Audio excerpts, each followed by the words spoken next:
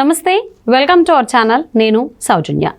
Elections కంటే ముందు Jaganmohan Reddy AP CM ఆయన ఒకానొక జర్నలిస్ట్కి ఇచ్చేటువంటి ఇంటర్వ్యూలో ఒక స్టేట్మెంట్ పాస్ చేశారు. ఏంటి అంటే ఎలక్షన్స్ అయిన తర్వాత బీజేపీకి మీరు సపోర్ట్ చేస్తారా అని జర్నలిస్ట్ అడిగిన క్వశ్చన్కి ఈయన ఎలక్షన్స్ అయిన తర్వాత నేను బీజేపీకి సపోర్ట్ చేయను అనేటువంటి స్టేట్మెంట్ పాస్ చేశారు.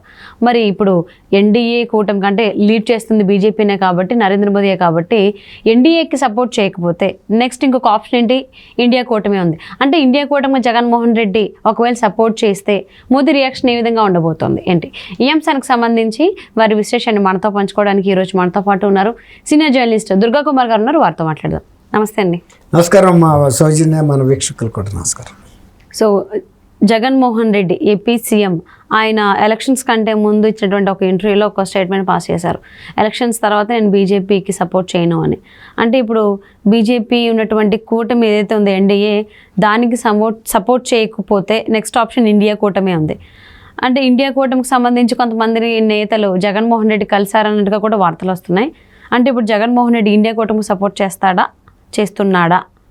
అయితే ఒకవేళ ఇదే నిజమైతే ప్రధాని నరేంద్ర మోదీ రియాక్షన్ ఏ విధంగా ఉండొచ్చు? ఆయన బీజేపీకి సపోర్ట్ చేయనని ఎన్నికల ముందు చెప్పినప్పటికీ కూడా అది మనం ఏది కూడా ఖచ్చితంగా తీసుకోవడానికి లేదమ్మా. ఎందుకంటే జగన్మోహన్ రెడ్డి గారి రాజకీయ పరిస్థితి చాలా సంకట పరిస్థితి అయింది. ఏదైనా పార్టీ నాయకులైతే వాళ్ళ మీద ఏ విధమైన కేసులు, ఏ విధమైన ఆరోపణలు లేకపోతే వాళ్ళు స్వేచ్ఛగా ఏ పార్టీకైనా సపోర్ట్ చేస్తారు. వాళ్ళకి అది ఆ హక్కు కూడా ఉంది. ఆ పార్టీని ఏవి కూడా చేయలేవు, ఇన్ఫ్లుయెన్స్ చేయలేవు, ఒత్తిడి కూడా తేలేవు. ఇప్పుడు రెండు కూడా కేంద్ర స్థాయిలో ఇండియా కూటమి అండ్ ఎన్డీఏ కూటమి కూడా ఇద్దరు పవర్ స్వాధీనం, మేము గెలుస్తామన్నంత ఇదిగా ఉన్నారు.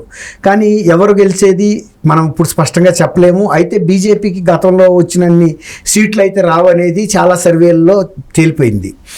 అయినప్పటికీ కూడా వాళ్ళు ఏం చేశారంటే 2014లో ఎవరైతే ఎన్డీఏ కూటమిలో భాగస్వాములుగా ఉన్నారో అలాంటి పార్టీలన్నింటినీ మళ్ళీ వాళ్ళ కూటమిలోకి తెచ్చుకోగలిగారు. లైక్ తెలుగుదేశం, ఇవన్నీ కూడా. దాని మూలాన ఏమైందంటే ఇప్పుడు గతంలో కన్నా కూడా బీజేపీకి విన్నింగ్ ఛాన్సెస్ పెరిగినాయి అనుకుంటున్నారు. అయినా కూడా పూర్తి స్థాయి బలం చేకూరుతుందా లేదా అనేది తెలీదు. అందువల్ల ఇతర పార్టీల కోసం కూడా వాళ్ళు ప్రయత్నాలు చేస్తారు. ఏ పార్టీ అయినా చేస్తారు, ఏ కూటమి అయినా. ఇప్పుడు ఇండియా కూటమిని ఆయన సపోర్ట్ చేస్తానని చెప్పలేదు. ఒకవేళ తటస్థుడిగా ఉంటాడే మనం చెప్పలేము. ఎందుకంటే ఇండియా కూటమిని కనుక ఆయన సపోర్ట్ చేస్తే బీజేపీ ఆగ్రహానికి గురి కావాల్సి వస్తుంది. ఇప్పుడు ఆయన గత 12 ఏళ్లుగా బెయిల్ మీద ఉన్నాడు. ఆయన మీద ఉన్న కేసులు ఇండియాలో ఎవరి మీద లేవు. ఆర్థికంగా 45,000 కోట్ల రూపాయల ఆస్తులు సిబిఐ, ఈడీ ఇవిలో ఉన్నాయి, జప్తులో ఉన్నాయి. తర్వాత ఈ కేసుల్ని పొడిగించుకుంటూ వస్తున్నాడు విచారణకు రాకుండా. దానికి తోడు వివేకానంద రెడ్డి గారి హత్య కేసు కూడా వాళ్ళ కుటుంబం మీద, వాళ్ళ మెడ మీద కత్తిలాగా ఏలాడుతుంది, జగన్మోహన్ రెడ్డి గారికి, భారతి గారికి కూడా. ఎందుకంటే అల్టిమేట్గా బెనిఫిట్ అయ్యింది ఎవరు, ఈ కుట్రదారులు ఎవరు అనేటప్పటికి అది జగన్మోహన్ రెడ్డి గారి వైపు, భారత్ వైపే చూపిస్తున్నాయి ఇండికేషన్స్ అన్ని. వాళ్ళ ఫ్యామిలీ మెంబర్స్ కూడా అదే అనుమానాలు వ్యక్తం చేస్తున్నారు. అందులో సుపారీ 40 కోట్లు ఇస్తామని ఒప్పందం కుదిరింది. 40 కోట్లు ఇవ్వటువంటి మామూలు వ్యక్తులు ఎవరు ఇవ్వలేరు. అందులో కొంత అడ్వాన్స్ కూడా ఇచ్చారు దస్తగిరికి. ఆ డబ్బులు కూడా తీసుకున్నారు. సర్కమ్స్టాన్షియల్ ఎవిడెన్సెస్ కూడా దొరికినాయి.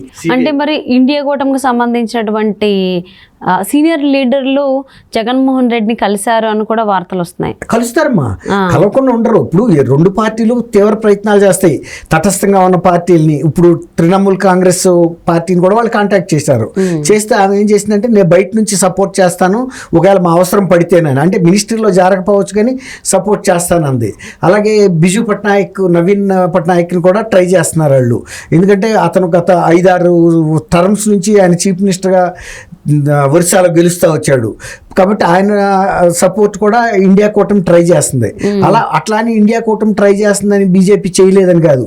ఇప్పుడు నవీన్ పట్నాయక్ గారి ఆరోగ్యం సడన్గా క్షీణించిందంట. ఆయన ఏ పని చేసుకోలేని పరిస్థితిలో ఉన్నాడు.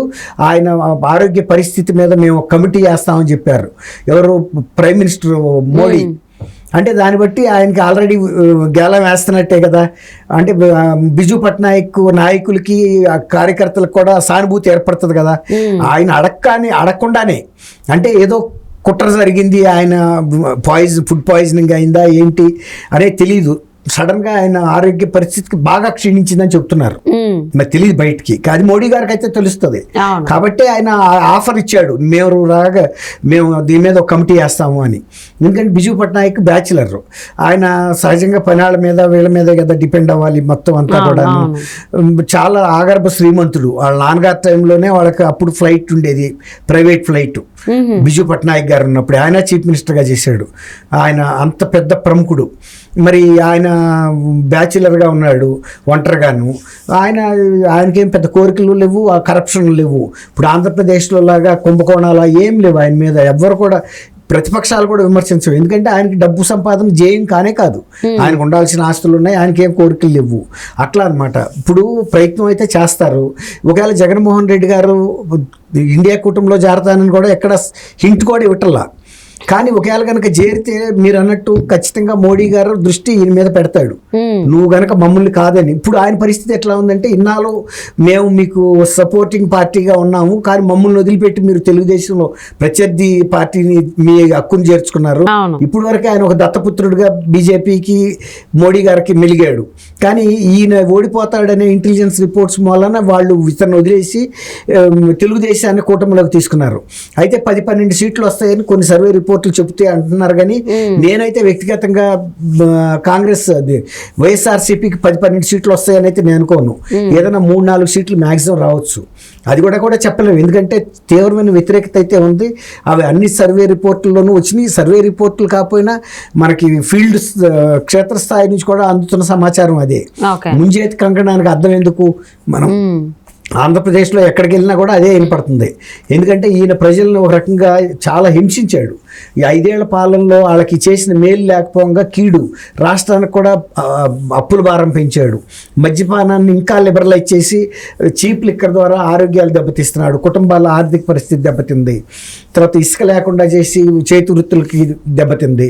తర్వాత అన్నా క్యాంటీన్లు పేదలకు పనికొచ్చాయి కూడా మూసేశాడు. ప్రజావేదికలు అంటే దాన్ని అంటే మేబీ రిజల్ట్స్ ఒకసారి ప్రకటించిన తర్వాత జగన్మోహన్ రెడ్డి గెలవడం కంటే ఓటమి ఎక్కువ ఆయన వరిస్తుంది అని అంటున్నారు. ఆ ఓటమి తర్వాత ఆయన ఏమన్నా ఇండియా కూటమి వెళ్ళేటువంటి అవకాశం ఉంది అనుకోవచ్చా? అదే అంటున్నప్పుడు ఒకవేళ కనుక ఏదో 2-3 సీట్లు పెట్టుకుని ఇండియా కూటమిలోకి వెళ్తే ఈయనకి ఇచ్చే ప్రాధాన్యత మాత్రం ఉంటుంది. తర్వాత అక్కడ కాంగ్రెస్ పార్టీ కదా లీడ్ పార్టీ, కాంగ్రెస్ తో ఎదిరించి పార్టీ పెట్టాడు. అలాంటప్పుడు కాంగ్రెస్ తో మాత్రం ఈయనకుండా మైత్రి బంధం ఎంత గట్టిదంటారు. ఆ కాంగ్రెస్ వాళ్ళు కూడా ఏదైనా అవకాశం దొరికితే జగన్మోహన్ రెడ్డిని నొక్కేయాలనేసి వస్తారు కదా, ఏ మాత్రం అవకాశం ఉన్నా. ఎందుకంటే వాళ్ళ మీద ఎన్ని ఆరోపణలు చేశాడు, హత్య ఆరోపణలు. ఏపీసీసీ అధ్యక్షురాలు షర్మిల పెట్టారు. సో మరి ఆవిడ యాక్సెప్ట్ చేయాలి కదా, చాలా ఉన్నాయి. ఇవన్నీ చాలా ఈక్వేషన్స్ ఉన్నాయి. రాజకీయాల్లో ఏది అనుకున్నట్టు అవ్వదు. ఒకవేళ ఈయన దూకాలనుకున్నా ఈయన వెనకాల ఉన్న కేసులు ఆయన వెనక లాగుతాయి, వెంటనే నిమిషాల్లో మూసేస్తారు. బెయిల్ రద్దు చేశారంటే వెళ్ళిపోవాల్సిందే లోపలికి. అవన్నీ ఎంక్వైరీలు అయ్యి ఇంకోటి మోడీ చట్టమే చేస్తానంటున్నాడు. ఇలాంటి అక్రమ సంపాదనని ప్రభుత్వ పరం చేసే విధంగా చట్టాలు చేస్తా అంటున్నాడు. అది ఇంకా స్పీడప్ చేస్తాడు. ఓకే, సో మరి చూద్దామండి, మరి జగన్మోహన్ రెడ్డి ఎన్డీఏ కూటమిలోకి చేరతారా లేకపోతే అలా సింగిల్ గానే ఉంటారా? ఏదుండా ఆయన ఉనికి ప్రమాదమే. ఇక ఇదివరకంత అదే అసలు ఆయన నిర్ణయం ఏంటి ఎటువైపుగా అనేది ఇంకేం చెప్పలేదు. సో అటు బీజేపీకి అయితే ఆయన సపోర్ట్ చేయను అని అన్నారు. మరి ఇండియా కూటమిలోకి వస్తారా అసలు ఏంటని చూద్దాం. Thank you so much.